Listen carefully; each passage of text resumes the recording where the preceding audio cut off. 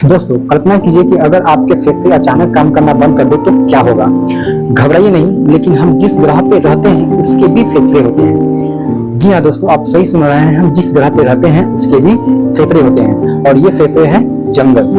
पृथ्वी के हरे फेफड़े होते हैं। जैसे मानव फेफड़े शरीर के लिए हवा को फिल्टर करते हैं और ऑक्सीजन प्रदान करते हैं, जंगल भी हमारे ग्रहों के लिए यही काम करते हैं। जंगल हवा को शुद्ध करते हैं। वे प्रकाश संश्लेषण नामक एक अद्भुत प्रक्रिया के माध्यम से कार्बन डाइऑक्साइड का उपयोग करते हैं और जीवन के लिए आवश्यक ऑक्सीजन जारी करते हैं। यह प्रक्रिया हवा को सांस लेने योग्य बनाती है।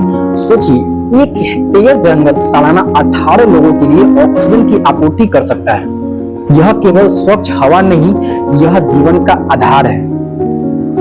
जंगल केवल ऑक्सीजन नहीं बनाते हैं, बल्कि वे कार्बन सिंक के रूप में भी काम करते हैं। इसका मतलब है कि वे वायुमंडलीय कार्बन को अवशोषित करते हैं और उसे मिट्टी और पेड़ों में संग्रहित करते हैं। कार्बन को फंसाकर जंगल प्रभावी ढंग से ग्लोबल वार्मिंग को रोकते हैं और जलवायु परिवर्तन को कम करने में मदद करते हैं।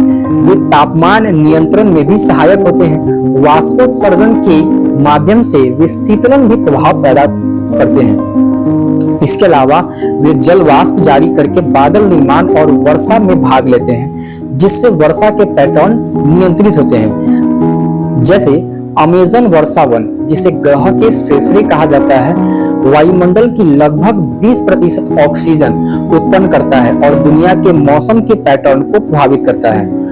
जंगल के पत्ते धूल और प्रदूषकों को इकट्ठा करके हवा को प्राकृतिक रूप से फिल्टर करते हैं। वे न केवल हवा, पानी और मिट्टी के कटाव को रोकते हैं, बल्कि अनगिनत प्रजातियों के लिए आश्रय भी प्रदान करते हैं, जिससे पारिस्थितिकी तंत्र की विविधता बनी रहती है। लेकिन अगर हम इन हरे फेफड़े को खो देते हैं, वनों की कटाई पर्यावरण को अपरिवर्तनीय क्षति पहुंचा सकती है।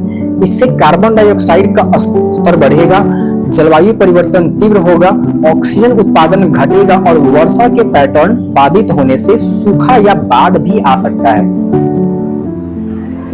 निष्कर्ष यह है कि जंगल वास्तव में ग्रह के हरे फेफड़े हैं, जो जीवन देने वाली ऑक्सीजन लाते हैं और हानिकारक कार्बन डाइऑक्साइड को बाहर निकालते हैं। जंगलों का संरक्षण करना स्वयं जीवन के संरक्षण जैसा है।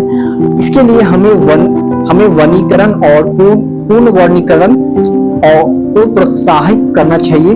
हमें अवैध कटाई को रोकना चाहिए और वृक्षारोपण अभियानों को बढ़ावा देना चाहिए। स्वच्छ हवा, स्थिर जलवायु और स्वस्थ पारिस्थितिकी तंत्र के लिए हमें अपने हरे फेफड़ों की रक्षा करनी होगी। Thanks for watching.